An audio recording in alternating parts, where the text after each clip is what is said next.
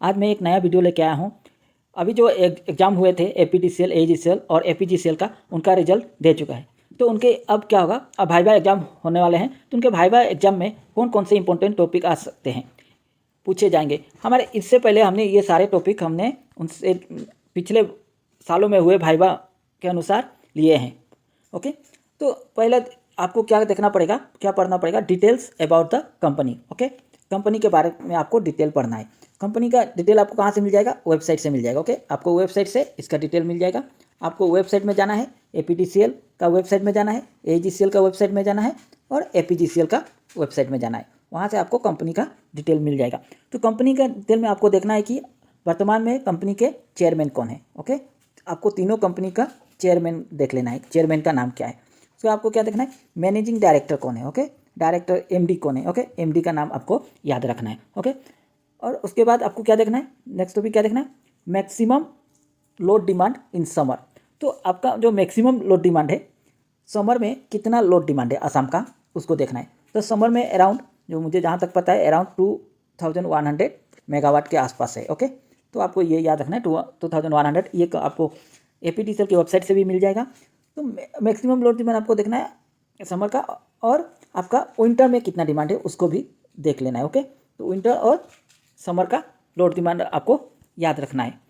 और क्या पूछे जा सकते हैं, मैक्सिमम ट्रांसमिशन वोल्टेज आपका हमारे जो असम में है, असम में मैक्सिमम ट्रांसमिशन वोल्टेज क्या है, हम लोग कितना वोल्टेज तक का टावर है, तो 400 kV तक का टावर है। ओके, 400 kV हमारे यहाँ पे ट्रांसमिट किए जाते हैं मैक्सिमम। ओके, अब जब ट्रांसमिट, तो 400 kV ट्रांसमिट करने के लिए किए जाते हैं, तो कौन कौन से कंडक्टर का इस्तेमाल किया जाता है। ओके, SCSR आप लोग सुने होंगे, SCSR कंडक्टर जो इस्तेमाल होता है, शहर में अलग अलग हैं। जैसे हो गया आपका जेब्रा हो गया।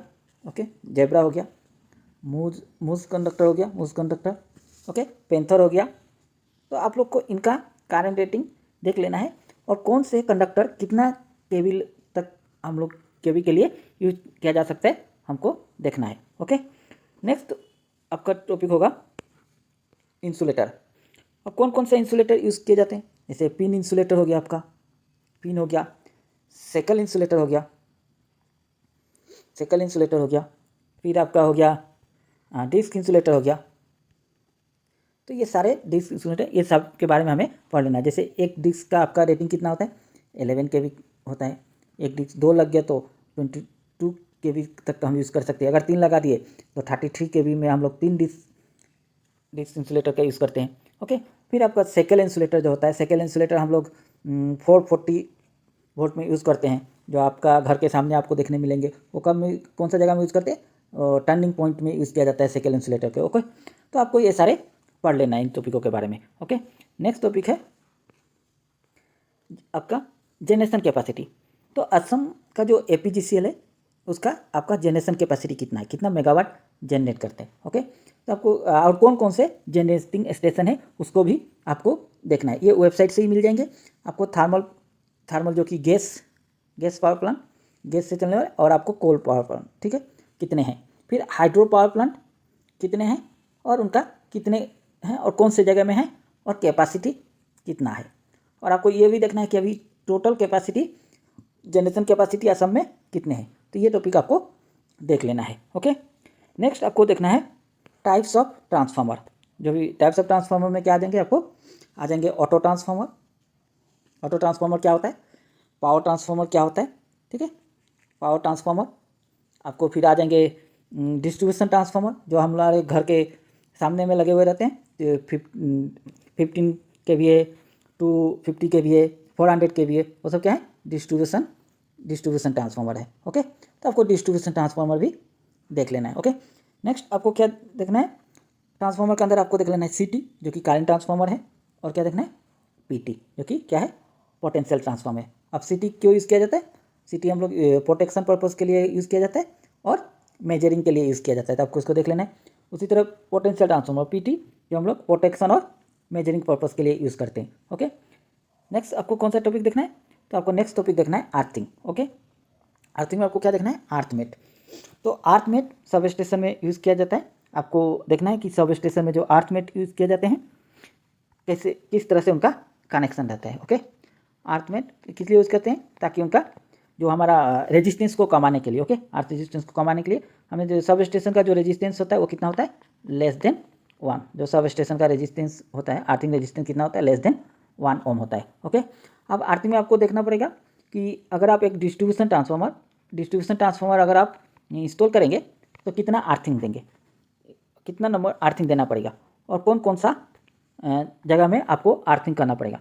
तो एक अगर हम एक ट्रांसफार्मर इंस्टॉल करते हैं, जैसे आप रोड साइड ट्रांसफार्मर देखे होंगे, तो आपको LA रहेगा, ओके, फिर आपको गेंग रहेगा, ओके, गेंग रहेगा, और आपका रहेगा ड्रॉप आउट फ्यूज रहेगा, ओके, और आपका रहेगा न्यूट्रल को आपको अर्थिंग करना पड़ेगा, ठीक है। तो न्यूट्रल अर्थिंग होगा। तो हम लोग जब एक ट्रांसफार्मर जो होता है डिस्ट्रीब्यूशन ट्रांसफार्मर में हम लोग 7 नंबर्स ऑफ अर्थिंग करते हैं। कितना होता है, 7 नंबर्स ऑफ अर्थिंग करते हैं, ओके। हम क्या होता है कि LA जो होता है, LA का अर्थिंग आपको अलग से करना पड़ता है। फिर आपका न्यूट्रल, जो ट्रांसफार्मर का न्यूट्रल होता है, उसका अर्थिंग आपको अलग से करना पड़ता है। तो टोटल जो होता है 7 नंबर्स ऑफ अर्थिंग किए जाते हैं, ओके। तो इसको आपको देख लेना है, ओके। अब और नेक्स्ट अभी आपको क्या देखना है, LA का क्या, LA क्यों इस्तेमाल किए जाते हैं, यूजेस ऑफ LA यूज़ क्यों कहते हैं, ओवर वोल्टेज, जो कि लाइटनिंग से बचने के लिए, क्योंकि हमारा ट्रांसफार्मर जो होता है वो बहुत कॉस्टली होता है, तो उससे इसलिए हमको ट्रांसफार्मर प्रोटेक्शन करने के लिए हम लोग क्या करते हैं, LA का इस्तेमाल करते हैं, ओके। अगर आप सब स्टेशन में देखेंगे तो ट्रांसफार्मर से पहले एक LA रहेगा, और फिर ट्रांसफार्मर रहेगा, फिर आपका एक LA रहेगा, मतलब ट्रांसफार्मर के दोनों तरफ LA होते हैं। और नेक्स्ट आपको कौन सा टॉपिक देखना है, नेक्स्ट टॉपिक आपको देखना है सर्किट ब्रेकर, ओके। आपको टाइप्स ऑफ सर्किट ब्रेकर देख लेना है। ऐसे आजकल जनरली जो होता है मेनली यूज हो रहा है वो है SF6 सर्किट ब्रेकर, ओके। आप थोड़ा वैक्यूम सर्किट ब्रेकर भी है, फिर एयर सर्किट ब्रेकर है, उसको भी आपको देख लेना है, ओके। नेक्स्ट टॉपिक आपको क्या देखना है, फॉल्ट देखना है, और टाइप्स ऑफ फॉल्ट, जैसे कि क्या क्या फॉल्ट होते हैं, LG fault, line to ground fault, line to line fault होते हैं। फिर आपको line to line ground fault हो सकता है। फिर आपको TAA भी हो सकता है, जो कि सबसे डेंजर है। कौन सा फॉल्ट सबसे डेंजर है, तो TAA सबसे डेंजर है, ओके।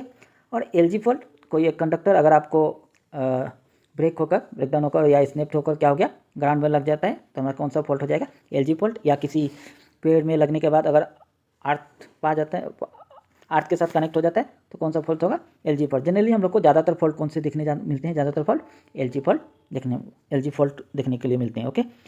नेक्स्ट टॉपिक क्या है, रिले। आपको क्या देखना है, रिले, कौन कौन सा रिले यूज़ किए जाते हैं सब स्टेशन में। जैसे आपका हो गया differential relay, okay, over current relay, then आपका हो जाएगा over voltage relay, okay, over voltage relay, then आपका हो जाएगा डिस्टेंस रिले। तो ये सारे रिले के बारे में आपको अच्छा से देख के जाना है, ओके। नेक्स्ट आपको क्या देखना है लाइन में, आपको देखना है Ferranti effect, then corona effect. Ferranti effect क्या होता है, एक लॉन्ग ट्रांसमिशन लाइन में जनरली होता है। क्या होता है कि जब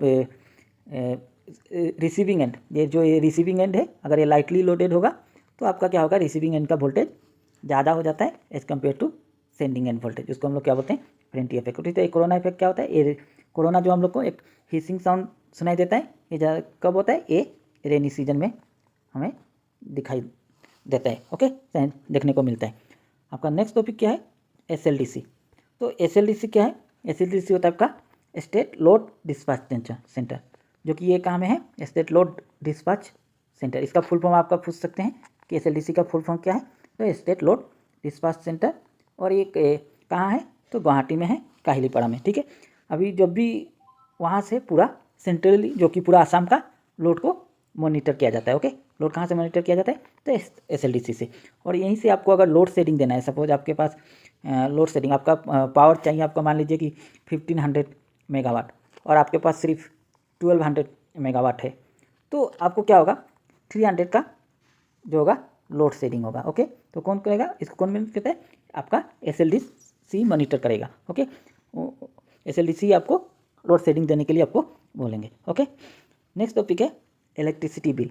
आप क्योंकि वाइवा देने जा रहे हैं, तो आप अपने घर का इलेक्ट्रिसिटी बिल देख लीजिएगा। आप पर यूनिट चार्ज भी देख लीजिएगा कि पर यूनिट जो आपका 1 यूनिट यानी 1 किलो वाट आवर का आवर के लिए आपको कितना चार्ज लगता है, वो आप देख लीजिएगा, पावर यूनिट कॉस्ट क्या है। ओके, पावर यूनिट कॉस्ट क्या है, आप अच्छा से इलेक्ट्रिसिटी बिल को पढ़ लीजिएगा। और उसके बाद इस इलेक्ट्रिसिटी बिल से और एक चीज़ देख लीजिएगा आप, मीटर। मीटर क्या होता है, एनर्जी मीटर जो आपके घर में लगे हुए हैं वो कौन सा कंपनी का है, कौन सा मेक है। आपका जेनस है, जेनस भी हो सकता है। और कौन सा मीटर होते हैं, जेनस होते हैं। फिर होते हैं आपका सिक्योर मीटर होते हैं। फिर आपका LNT का मीटर आपको मिल जाएगा। तो आपको ये याद रखना है इनका मेक कौन सा है और आपका घर में कौन सा लगा है, ये इंटरव्यू आपको वहाँ पे क्वेश्चन पूछा जा सकता है। ओके, नेक्स्ट आपको क्या देखना है, ये MCB, MCCB, ELCB, इन सब का आपको फुल फॉर्म क्या है। MCB मिनिएचर सर्किट ब्रेकर, जैसे आपको ELCB क्या, अर्थ लीकेज सर्किट ब्रेकर। तो ये सबका आपको फुल फॉर्म के साथ साथ इनका यूजेस कौन सा जगह में यूज किए जाएंगे उनको भी आपको ध्यान से पढ़ के जाना है। ये सारे क्वेश्चन पिछले बार पूछे गए थे, इसलिए इन सबको हमने आपको यहाँ पे बता रहे हैं। ओके, पिछले बार के जितने भी स्टूडेंट एग्जाम दिए थे और उनको भाइबा में जो भी अपियर हुए थे उन लोगों से ये डिस्कस करके ये सारे टॉपिक हमने तैयार किए हैं। ओके, जो भी मेरे दोस्त एग्जाम में के भाइबा दिए थे। ओके, नेक्स्ट टॉपिक आपका नेक्स्ट आपको क्या पढ़ना पड़ेगा, तो ये सारे टॉपिक जो है आपको देख लेना है। यही सारे टॉपिक आपको आने वाले हैं। ओके, और आपका जो भी डिस्ट्रीब्यूशन ट्रांसफार्मर आपको अच्छा से देख के जाना है। उसके अंदर आपको सिलिका जेल देख लेना है। सिलिका जेल का काम क्या है, what is the function of silica gel. Then आपको ट्रांसफार्मर का, एक ट्रांसफार्मर अगर ख़राब होता है तो आपको कैसे पता चलेगा, तो आप उसको हम लोग जो भी होता है अब हम लोग जो शॉर्ट सर्किट टेस्ट या ओपन सर्किट टेस्ट जो करते हैं वो भी आपको किससे किया जाता है। जैसे कि शॉर्ट सर्किट टेस्ट में हम लोग कॉपर लॉस को निकालते हैं और ओपन सर्किट टेस्ट में हम लोग आयरन लॉस निकालते हैं। तो आपको ये इंपॉर्टेंट टॉपिक है, ये सारे आपको टॉपिक जाना है। अगर आप ये सब टॉपिक पढ़ के जाते हैं तो श्योर है कि आप वाइवा में पास हो जाएंगे। तो आज के लिए इतना ही, धन्यवाद।